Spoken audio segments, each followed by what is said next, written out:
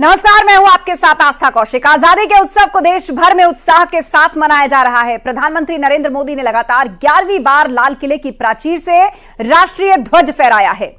CM योगी ने लखनऊ में विधान भवन पर झंडारोहण किया है। उत्तराखंड के मुख्यमंत्री पुष्कर सिंह धामी ने देहरादून, बीजेपी के राष्ट्रीय अध्यक्ष जेपी नड्डा ने दिल्ली में बीजेपी मुख्यालय, तो संघ प्रमुख मोहन भागवत ने नागपुर, रक्षा मंत्री राजनाथ सिंह ने दिल्ली में अपने आवास पर और मल्लिकार्जुन खड़गे ने दिल्ली में कांग्रेस हेडक्वार्टर पर झंडा फहराया।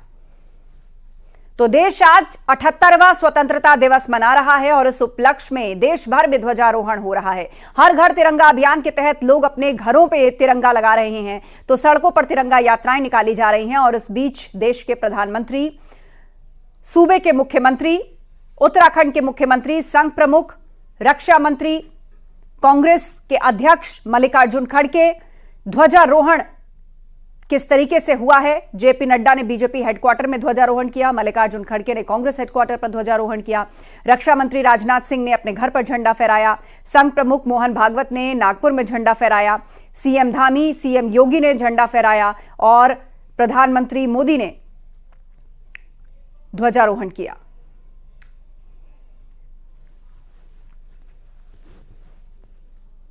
देश भर में आज आजादी का जश्न मनाया जा रहा है। यूपी में हर जगह जश्न आजादी को उत्साह के साथ मनाया जा रहा है। आप संभल, महाराजगंज, उन्नाव से लेकर आगरा, सुल्तानपुर, हापुड़, अमेठी, देवरिया की तस्वीरें देख रहे हैं। हर जगह आजादी के जश्न को मनाया जा रहा है। 15 अगस्त का दिन हर भारतीय के लिए बेहद खास है। यह वो दिन है जब अंग्रेजों की गुलामी से भारत को आजादी मिली थी। हर उस क्रांतिकारी, जाबाज सैनिक के बलिदान को याद किया जा रहा है जो देश की आजादी के लिए मर मिटे। देश की आजादी के लिए जिन लोगों ने अपनी जान न्यौछावर कर दी, उनकी शहादत को याद कर हर भारतीय का सर फख्र से ऊंचा हो जाता है। जश्न आजादी में हर कोई तिरंगे के रंग में रंगा हुआ नजर आ रहा है।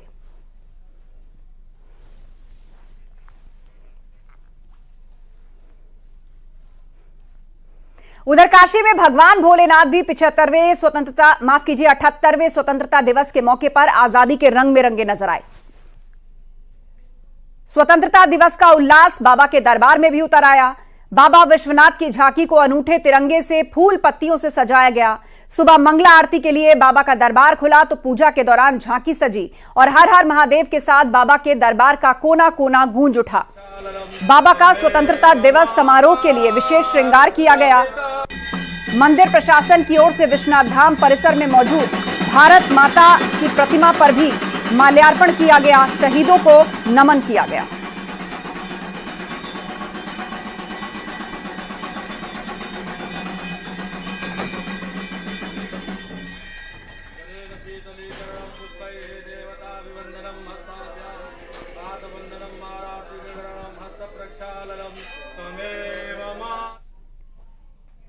और संभल के मदरसों में भी स्वतंत्रता दिवस की धूम दिखी है। यहां मदरसे के बच्चों ने तिरंगा फहराया है और इस मौके पर मौलाना ने लोगों को वतन से मोहब्बत का पैगाम दिया।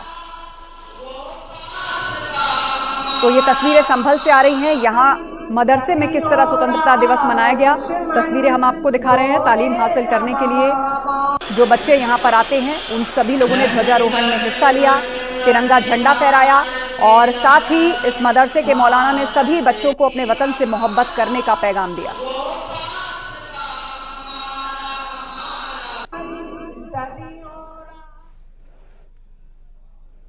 अयोध्या में राम जन्मभूमि परिसर में भी धूमधाम से स्वतंत्रता दिवस मनाया गया। राम मंदिर निर्माण में लगी एजेंसी के साथ साथ राम मंदिर ट्रस्ट के कर्मचारी भी झंडा फहराने में शामिल हुए। राम मंदिर के ठीक सामने झंडा फहराया गया। झंडा फहराने के बाद राष्ट्रगान भी गाया गया और भारत माता की जय का नारा लगा। राम मंदिर ट्रस्ट ने झंडारोहण की तस्वीर जारी की है।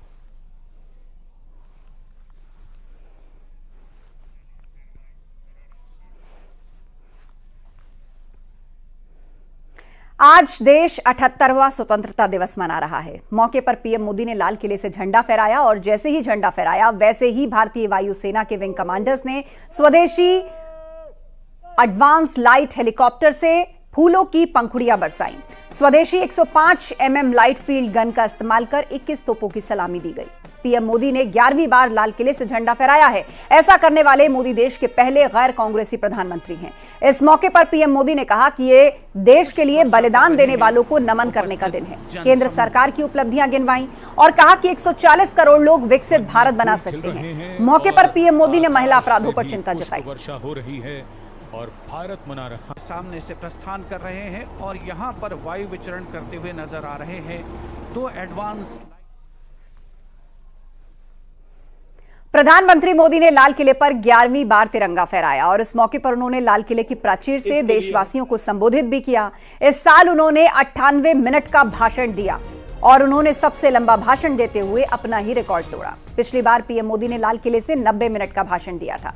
अब तक सिर्फ एक बार पीएम मोदी 1 घंटे से कम समय तक लाल किले से बोले हैं। 2015 में मोदी ने 86 मिनट का भाषण देकर देश के पहले पीएम जवाहरलाल नेहरू के सबसे लंबे भाषण का रिकॉर्ड तोड़ा था। 2017 में उन्होंने सिर्फ 56 मिनट का भाषण दिया। यह उनका अब तक का सबसे छोटा भाषण है।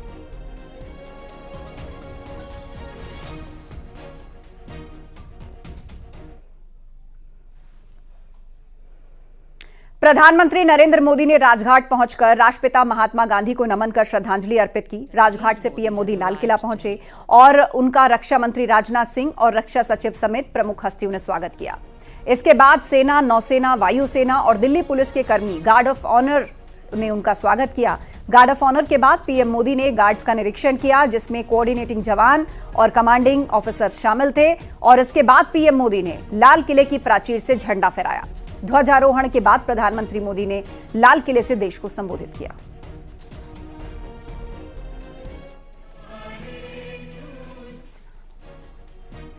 तो राजघाट जाकर सबसे पहले बापू को नमन किया, उसके बाद प्रधानमंत्री को गार्ड ऑफ ऑनर दिया गया। प्रधानमंत्री मोदी का स्वागत किया रक्षा मंत्री और रक्षा सचिव ने। उसके बाद पीएम ने झंडा फहराया और फिर लाल किले से देश को संबोधित किया। और आज प्रधानमंत्री मोदी ने अपना ही रिकॉर्ड तोड़ते हुए 98 मिनट का संबोधन यहां से किया।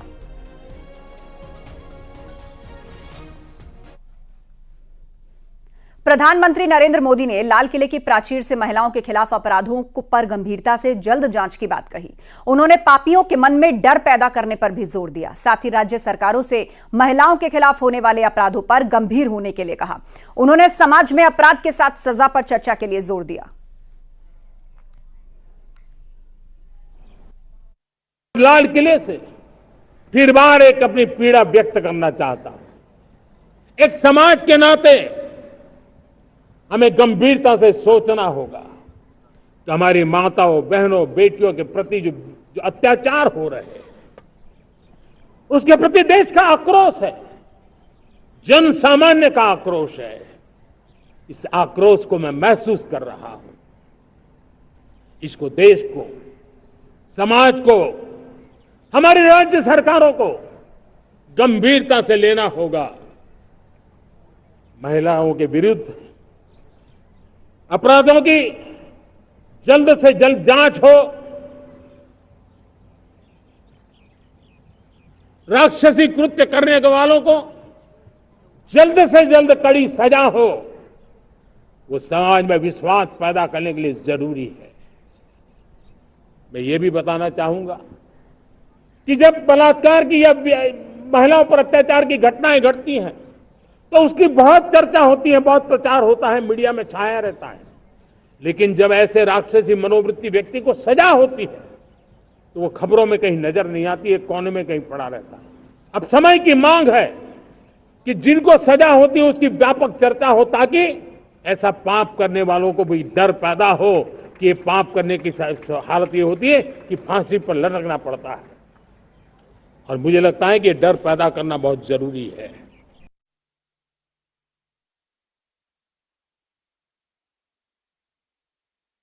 देश में सेक्युलर सिविल कोड की जरूरत पर जोर दिया।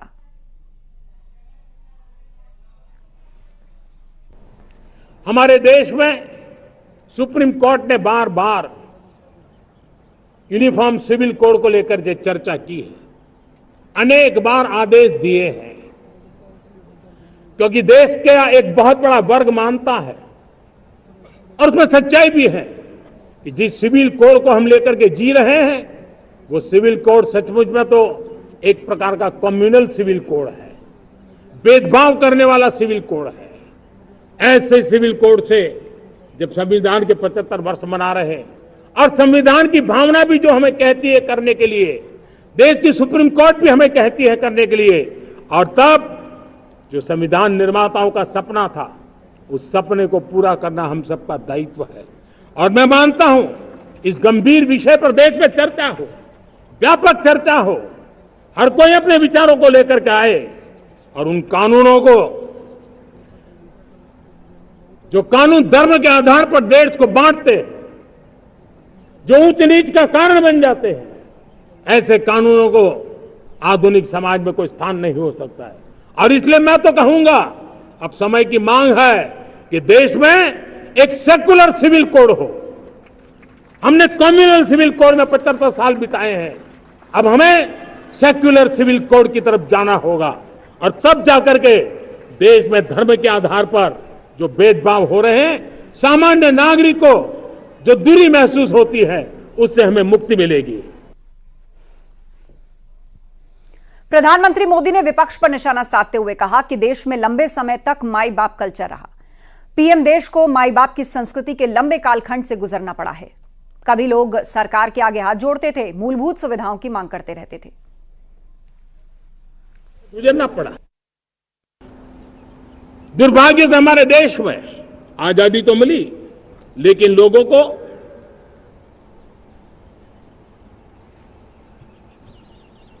एक प्रकार से माई बाप कल्चर से गुजरना पड़ा। सरकार के पास मांगते रहो, सरकार के पास हाथ फैलाते रहो, किसी की सिफारिश के लिए रास्ते खोजते रहो, वही कल्चर डेवलप हुआ था। आज हमने गवर्नेंस के इस मॉडल को बदला है।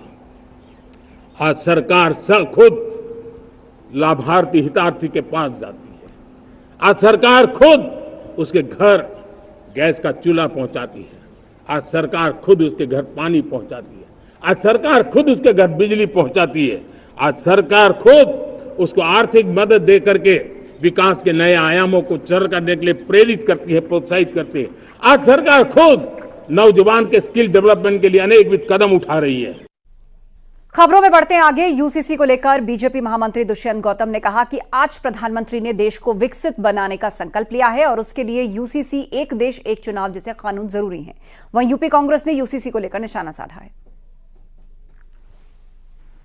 इसलिए उसमें 41 संशोधन करने पड़ रहे हैं। पहला ऐसा बिल है ये, और मुझे लगता है कि भारत सरकार के बाद में दूसरी संस्थान है जिसमें प्रॉपर्टी, इतनी बड़ी प्रॉपर्टी है।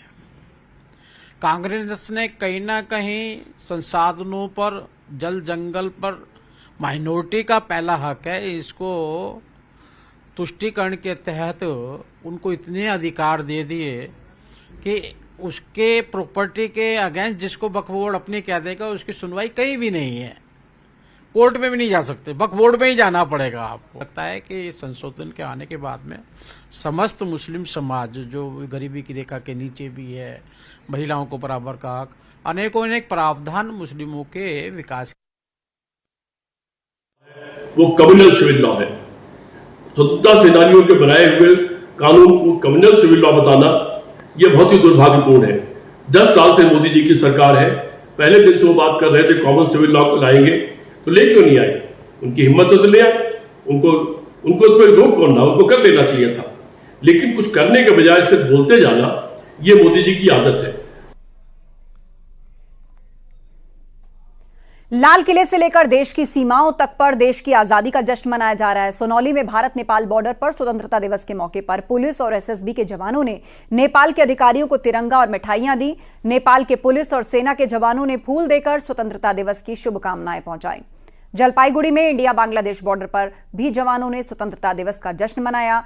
गुजरात के बनासकांठा में भारत पाकिस्तान बॉर्डर पर भी जश्न आजादी के रंग देखने को मिले।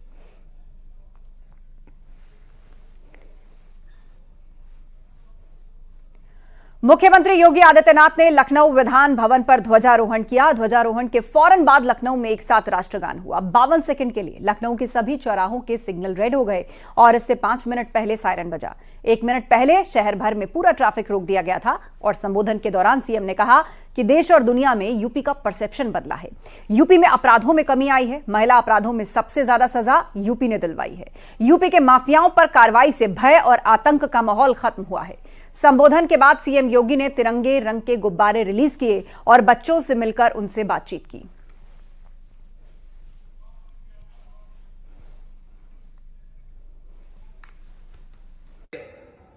और उत्तर प्रदेश आज जब अपनी आजादी का 78वां स्वाधीनता दिवस के आयोजन के साथ जुड़ रहा है, तो उत्तर प्रदेश आदरणीय प्रधानमंत्री जी के संकल्प को दोहराने के लिए प्रतिबद्ध है कि देश की सबसे बड़ी आबादी का ये राज्य जीरो पॉवर्टी के उनके संकल्पों के साथ कदम से कदम मिलाकर के आगे बढ़ेगा। हर परिवार के पास अपना फैमिली आईडी बना करके शासन की योजनाओं को 100% सिचुएशन के लक्ष्य तक पहुंचाने के लिए कार्य करेगा और इसके लिए प्रत्येक परिवार को फैमिली आईडी उपलब्ध करवाएगा। युवा भारत के विकास की धुरी है। हमारा युवा प्रतिभाशाली है, ऊर्जा से भरपूर है। विकसित भारत के निर्माण के लिए इन ऊर्जावान प्रतिभाशाली युवा का योगदान अत्यंत महत्वपूर्ण है। इससे पहले सीएम योगी ने लखनऊ में अपने आवास पर झंडा फहराया।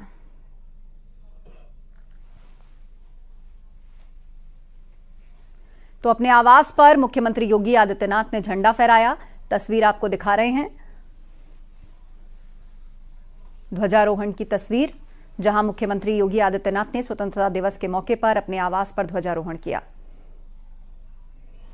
हम सब जानते हैं कि आज से 77 वर्ष पूर्व